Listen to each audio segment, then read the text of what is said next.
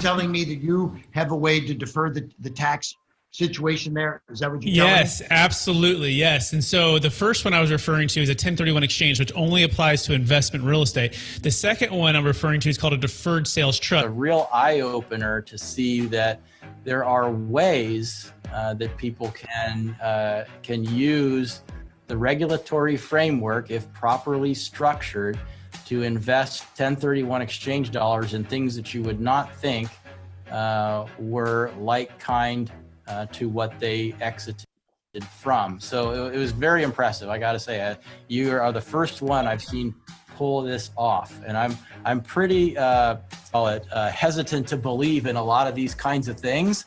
So it's a major feat for me to say, wow, this actually really worked, and it was really cool. 1031 is a way to shelter your income when you sell the thing. The DST is a way to avoid the 1031 and not have to suffer the time penalty. Our career and during different tax periods, we've seen, these tax avoidance, tax minimization, offshore, all these different strategies undertaken to minimize or avoid taxes. And then I can tell you that, some of them are just not worth the trouble. And so I was skeptical. Admittedly, I was skeptical. I thought, oh yeah, here we go, another one of these, right? And then they say, no, it really is different, right? So look more closely. We looked more closely. We had, honestly, 2 years of conversations. 2 years. Now we were being due diligence at the same time that we were doing due diligence, but 2 years is a long time to be, sort of flirting with the idea of and getting to know the people and getting to really understand the transaction. Yeah, long story short, we got comfortable, although we are not tax attorneys, lawyers, or estate planning attorneys, that at least, from an investment perspective, that, it made sense to sell a highly appreciated asset, get liquid, hold that in this type of a deferred or installment sale type of instrument, and then just be in a position then to do the most important thing. I'm probably stealing your next question, which is time. They say, well, you can't make more time. You can. The deferred sales trust, in a way, allows you to lengthen the investment time horizon for those assets after getting liquid, but before having to feel the tax impact. And from an investment manager's perspective, time horizon is the most important element in investing.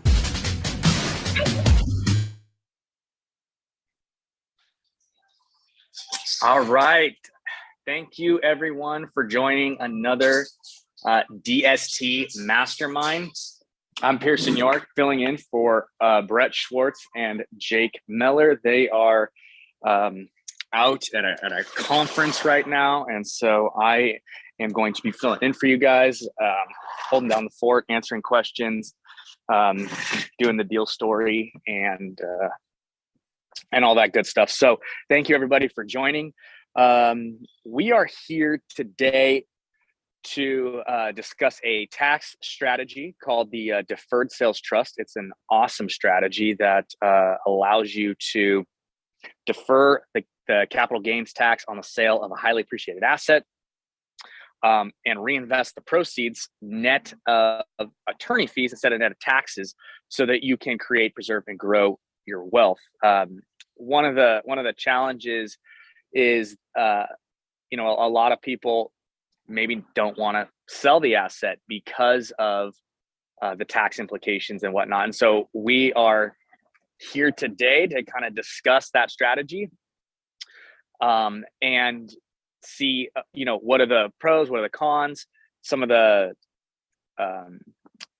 different elements that go into it, some of the criteria that we want to meet. And really just kind of discuss, hey, is this a good fit? If not, are there other fits? And what exactly is this going to do, and how exactly is this going to help you? So we have definitely a couple people on the call, Mary, Fernanda, and Micah. And then Brett, Pink is on the call. So thanks everyone for popping on. Let's just kind of get started with the vision and what we do here, why we do it. So the the vision for this call is to create a community of a place for people to come to ask their questions, to learn about the deferred sales trust, to talk about the deferred sales trust, bounce ideas off of each other. We also want to get to know you guys to get to know us. So this is really a place for people to come to get their questions answered, to find out more about this particular strategy, to come together, meet us, and get heads on different ideas. Bring your live deal story here. Bring your live deal questions here. This is the place and the platform for you guys to do that. So we provide this every week, and it's just become a staple every week, Friday, 10 a.m. Pacific, 1 p.m. Eastern time. So that's kind of why we're here, what we're doing. And so the format kind of goes into, typically sometimes we'll have some other people to kind of talk through some of the stuff, but since they're kind of out, I'll just kind of give a brief, synopsis on what it is and, kind of some of the qualifications. And then if you guys have any questions, I'd like to hear those. And if not, then we can, kind of just dive into what this is and a little bit about, how it works or something like that. So first off, there's a couple of things that we want to kind of just get out really quick. And that is like, who is not a good candidate for this strategy. And so one of the big things is that if you are not looking to reinvest the funds for like a business use, this is probably not the best strategy for you. If you are not looking to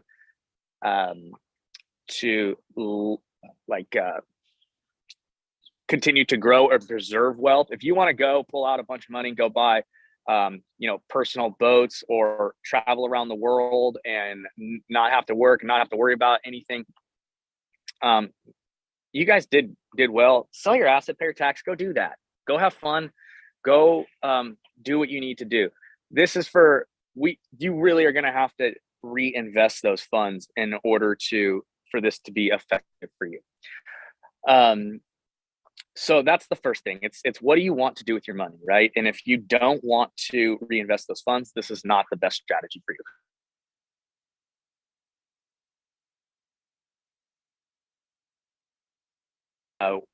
Some of that is thresholds for the amounts, and it's $1 million net proceed. It's $1 million gain. And the reason why that we have that as kind of like the minimum is because if the pain is not big enough, if the tax implications are not big enough, then it's not worth it. And so what we found is that $1 million net proceeds will yield a return that's high enough for you guys in the trust for it to make sense from a cash flow and financial perspective, a return perspective. And the $1 million gain really is the amount of money that you'd be saving is significant at that point. In pretty much every state, federal, if you have $1 million gain, you're paying at least 20% minimum, depending upon the state that you're in, to just sell the asset. And so if you have that pain, right? In California, we're at almost 37% because you have the state tax and so on and so forth. There's a few states where there's no state income tax where it's a little bit easier, but that's a good number for most any person, with that $1 million gain, that 20% and up mark of that 200,000 is really going to be painful enough for them to realize, look, if I can reinvest these funds, I will be way further ahead than I would if I don't. So that's kind of like the thresholds there. If you have two deals, 500,000, each, we can definitely talk. And if it adds up to $1 million, right? It makes sense. Or if you have, other assets that you're willing to, sell in the future that are much higher, and you have, an asset that you just kind of want to test pilot. We've done a test pilot with some clients where they just wanted to put a little bit in to see where, how it works, go smoothly, just make sure the pipes are all connected and all that kind of stuff, get more comfortable with the process with a smaller amount. That was a risk tolerance type of play for them. But they know that there's more money in the future. So they're okay with taking a little bit of a lesser return on that particular deal, just because they know, look, this is worth it for me to truly vet this process, these people, and all that kind of stuff. And so now when they go to sell their bigger asset, they know, okay, this is perfect. I don't have to go through this process again. I've done it. So those are kind of just some of the things, for why the thresholds are there. The other question we get a lot is, what are the assets that we can do this for? And the answer is that it's, and one of the best things about this strategy is that it works for any highly appreciated asset. I mean, a stock, a business, a primary home, an investment real estate, art. Jake and Brett are actually working on a deal with a gentleman to do a highly appreciated racehorse. So it works for crypto. And what's unique about it, what's nice about it, is you get so much flexibility back. You get so much control over the timing. You get a lot of the ability to maneuver the different economic landscapes and position yourself, to really take advantage of a lot of things. And so it's it's a phenomenal strategy for that. So that's kind of like the other part of this. So we've a couple more people have popped on. Are there any questions or anything like that, or does anybody have any sort of like specific thing they want to kind of discuss while we're on here? I will take a quick comment. Can you hear me all right? I can, thank you. Great. No, with some of the clients we've been working with, they really just appreciate taking advantage of the moment to sell with the DST, because they can choose to sell when it's the right time, when they have a good buyer, when they have, it's high in the market. But then if it's high in the market when they're selling, then obviously they might not want to get back in the specified time of an 831 exchange, right? Yeah. So sorry, a 1031. So anyway, it's just really, it's a powerful asset to have in just available to you as an investor. Yeah, like in your toolbox, right? Like there's zero downside to having it, right? Like you can only benefit from knowing about it, from doing the the research and having the option, right? Like Micah, maybe you can kind of speak to this a little bit. Like, have any of your clients been like upset that they've had like extra options that are like, no, they haven't been upset to extra options. I mean, some people say, hey, I mean, it sounds too good to be true. Like, what am I getting? What am I paying? Well, what happens is they are paying some attorney fees to set up this deferred sales trust, right? And they're able to use it in the future for future sales and future investments. But instead, the alternative is, well, if you don't pay attorneys their dues, then you're going to be paying the government in the form of taxes of capital gains, right? Yeah. So if you'd rather pay Uncle Sam, if you'd rather pay a lawyer and have an asset to use, and that is, I mean, it's a great option. Well, it's the thing is you're paying somebody, right? Like somebody's taking their cut, whether it's the lawyers or it's Uncle Sam. It really comes down to how much are you going to be paying Uncle Sam versus how much are you going to be paying the lawyers, and what are the benefits that you get from either one. What's nice about the DST is that, the lawyer fees are, when you add it up, is like 1.5%. Well, that's a lot better than 20 if you're just in a federal. It's like 23 with federal and Obamacare. If you're in a state no, income tax, that's like your Floridas and Nevadas and Texas. If you're in California, you're at 37%. Like, to me, the 1.5% is a no-brainer over the 37%.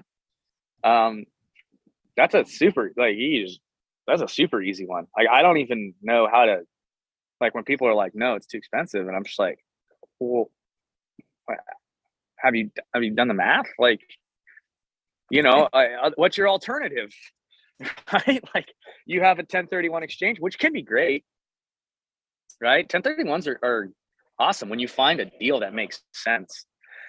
I've talked to a ton of people, smart investors, syndicators, business developers, right? And they're like, oh yeah, the 1031 exchange. And I'm like, okay, well, what's the biggest frustration? We have a whole segment on our YouTube channel, right? Like, what is the biggest frustration with the 1031 exchange?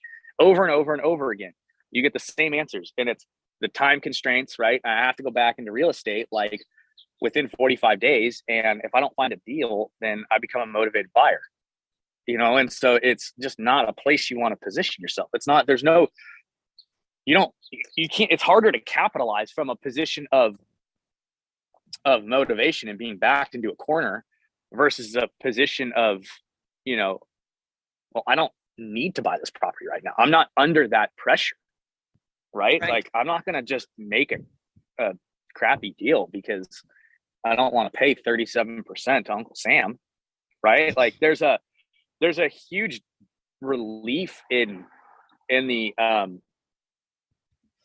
ability to just not be in that position right there. Like, you don't have to worry about it. This is just like, okay.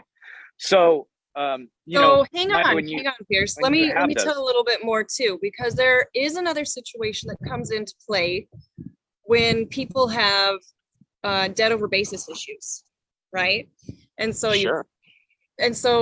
to thwart that issue, we can set up like a zero coupon, right? And help mitigate the debt over basis. So even if, there's situations, zero coupons are not as readily available as they used to be, but there are a few really good ones out there right now. So. Yeah. And that's part of the reason why we get on the call. And that's why I started with 1031s can be great if you have the right deal, right? And you have the right situation. Because if like you just brought up a great point, right? You got the debt over basis, the mortgage over basis, right? You're gonna need to pay that off before you can get there. And the reason why that is because, let's say, just like you bought a property, and I'll just use super like simple numbers, right? You bought a property for 500,000 and it went to, 2 million. You didn't do anything to it, right? But you ended up refinancing a few years later and you took out an extra 250,000, right? So let's just say your debt over basis is 750. Your debt is 750 and your basis is 500. You have a $250,000 debt over basis. So when you go to pay that tax or that mortgage, what happens is you get taxed on that 250,000 because technically you're taking it, and that's constructive receipt. You're taking it to pay it. If you're under the basis, right, you're entitled to that capital. So it's fine. But if you start tapping into anything that you've earned above and beyond, right, that's when you get hit. And that's why there's a problem with debt over basis. So using things like the zero coupons or Delaware statutory trust is a great way to do it, because you can kind of 1031 and replace your debt versus pulling it and paying your debt, right? And so that's a good way to solve for that problem. And like I said, there's a time and a place for what Brett and Jake really like to call the blockbuster situation, right? The 1031 exchange, because it has these limitations and whatnot, but still functional, right? Still works, still provides value, still, super prevalent. So it's great. The challenge comes in is when you don't have that debt over basis, right? And you don't have that property, and you're in an appreciating market where you're selling high and you're turning around and you're buying higher 180 days later, and you're replacing debt and you're replacing problems, and you don't want to go back to real estate, right? So what do you do then? Well, you have other options, right? We believe the deferred sales trust is the best one because of the flexibility, right? The ability to control timing, the ability to go in and out and change things. You have other things like charitable remainder trusts, and there's some flexibility in the beginning, but once you put that, in and you set it, it becomes pretty unamendable. It's really hard to change it. So if you have, a huge love for the seals, right, and you wanted to give all your money to save the seals, and all of a sudden, leadership changes at savetheseals.org or wherever you donated, right? And now they're like, well, we want to save the sharks, and we're going to feed the seals to the sharks in order to do that. You're SOL, right? Like, you can't really change it. Your money is going to that organization regardless. So there's some drawbacks to those, and this provides a ton of flexibility. I don't know, Mike, if you Pierce, have any thoughts on that. Yeah, no, the thought that came up while you were talking was the time period for the DST and like the renewal period. Do you want to speak to that? Isn't it like 10 years, right? As far as the Yeah, so yes, as far as the notes are structured, and that's a typical thing. Again, the reason why we have these masterminds is because the DST is so flexible in so many different ways, and because we can really customize it to you. It's like a tailored suit, right? Like, you go in and you get it, like, it's the same thing, but like, you're getting it custom to you, right? Your situation. Typically, we structure the notes depending upon the person's goals and objectives with 10 years, at a relatively conservative interest rate, 5 to 8%, depending upon what they want to do, if they want to protect their downside. And then that note can be renewed. But we've also could do notes for 2 years, or we could do notes for 3 years or 7 years. What we do want to avoid, though, is we want it to be commercially reasonable. And so 10 years is commercially reasonable. We want to get outside of like, oh, well, I'm going to do a 50-year note or something like that, right? Because that kind of raises some flags, and it just kind of says, well, hey, is that like still legit? So everything that we're doing is within the guidelines, the parameters of the IRS and of the up and up. Like, everything's transparent, it's commercially reasonable, it makes a lot of sense. It's just an elegant way of doing it. And so the timelines are typically those 10-year notes, but they can be structured in a variety of different ways, just again depending upon each person's own unique situation and what they're trying to accomplish. So that's another benefit, right? Like, you're not tied in this box of constraints. You have almost a blank canvas to kind of just do what you want with it and fill it the way you want, which is why it's so powerful.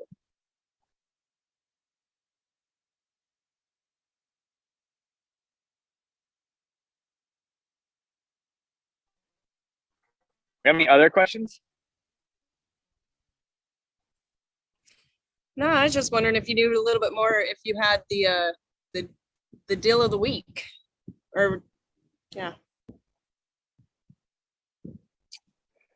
So the deal close story of the week.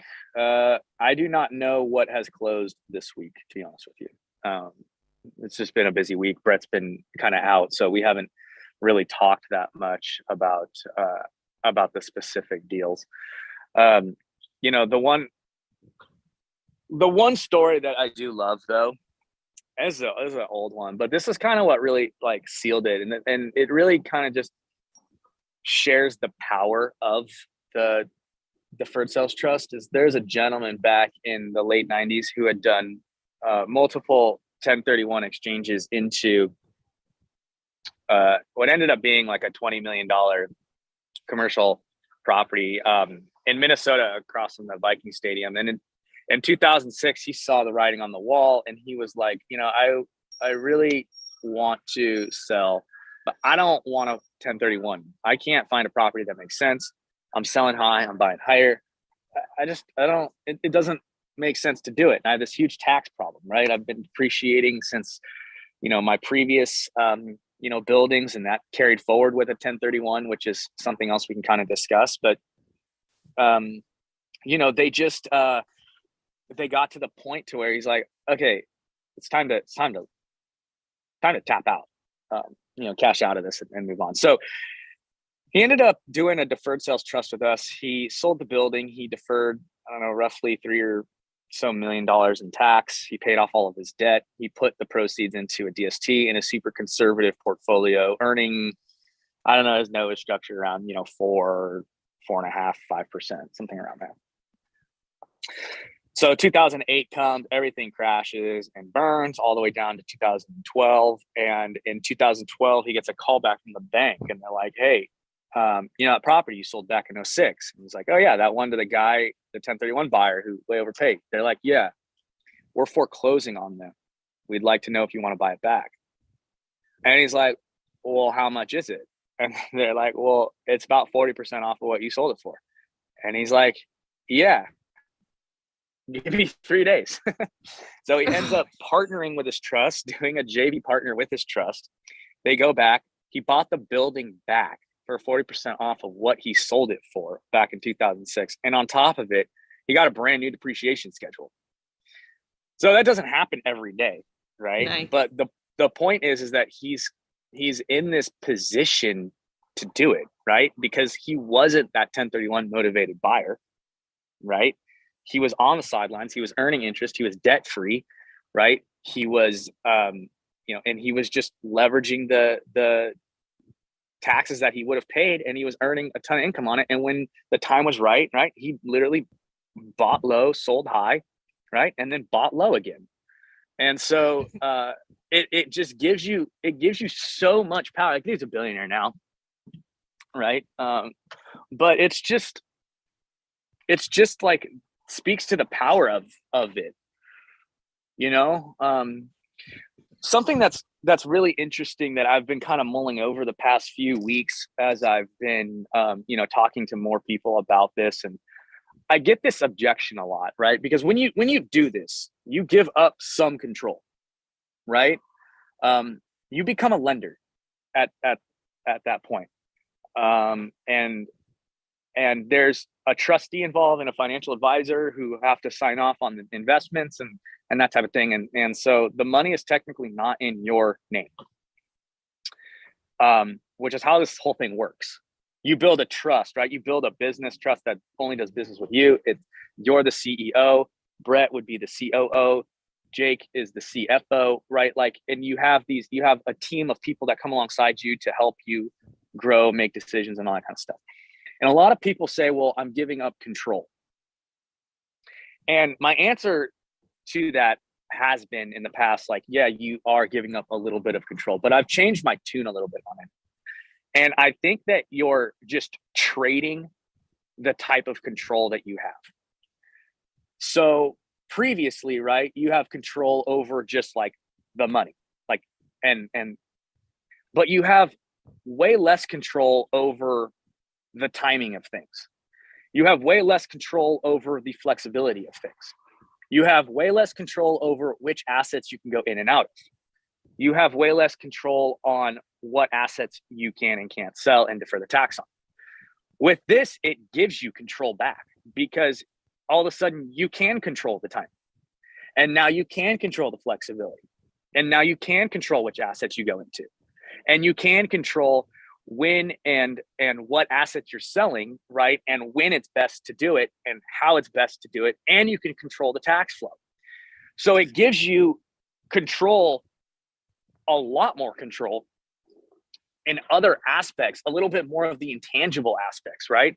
Yeah, you give up some control. You have to have, Brett and signing off on your thing. But if your relationship with Brett is good and your relationship with Jake is good, and you guys are all understanding, and you guys are all on the same team working towards the same goal, and you guys now develop and gain control over things like the timing and the flexibility, it's a huge upgrade. Instead of just having control over your funds, you have control over all these intangibles. And it's been interesting, kind of getting that enlightenment, like, wow, like what can you control with this versus what can't you control, right? And so I think it's just kind of a shift in that. And so that's been kind of like what I've been mulling over the past few weeks on things. So Pierce, you're kind of cutting out a little bit on my side. Can you hear me all right? yes, I can hear you. Okay. You can't hear me. So one of the things that I like as well is that you have that timing, but it's not just sitting around, right? You're not just kind of putting it in a bank and waiting for it to do something. Because what we're able to do is able to invest it in the interim of whatever the next deal that comes along, right? I mean, that means that sometimes it goes up and sometimes it goes down, but at least it's working In motion. towards in the end, right? So Yeah, and that's huge too, right? Like you have, it's in motion, right? If money is stagnant, it does nothing. It has to be in motion. So the fact that that's a great point, right? It's not just idle. It's there to, it's got to do something, right? It's got to move. It's got to flow. If it doesn't flow, it doesn't do anything. So yeah, that's a fantastic point as well. Can you guys hear me better now?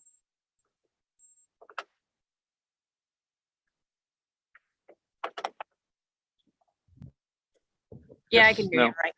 Sorry about that. No, you're good. Yeah, I wanted to make sure that. So, okay, does anyone have any questions?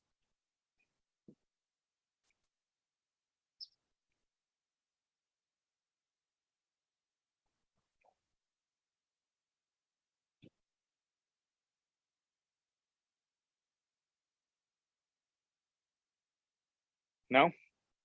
Okay. All right, so if there's no questions, is there anything anybody wants to talk about specifically?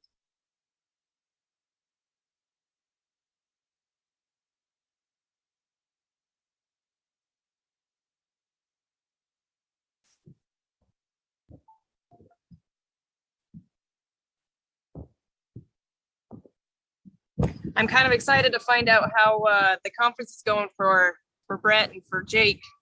I'm sure they'll Yeah. have plenty of stories next week. So make sure that you Yeah. listen in next time. Yeah, absolutely.